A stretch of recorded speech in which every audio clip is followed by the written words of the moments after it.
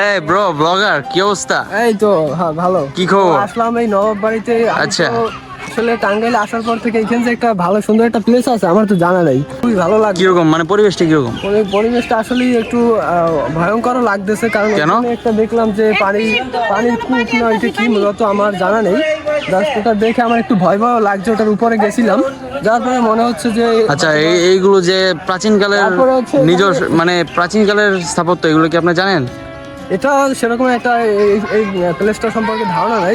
এখানে আসার পরে আমি মূলত যতটুকু ধারণা আছে এই প্লেসটা সম্পর্কে, এই যে ধানবাড়ির যে নবাববাড়ি, তো এখানে আমি মূলত আসার পরে বুঝতে পারলাম যে প্লেসটা এত বড়, তাও কিন্তু প্রায় হচ্ছে 80%ও ঘুরে দেখতে পারিনি। 100%-এর এখনো অনেক বাকি আছে জায়গায়। আসলে এগুলো সব যদি দেখি অনেক সময় লাগবে, আর যতগুলো আসলে দেখেছি তাতে মনে হয় না যে একটা প্লেসে আর কিছু দরকার।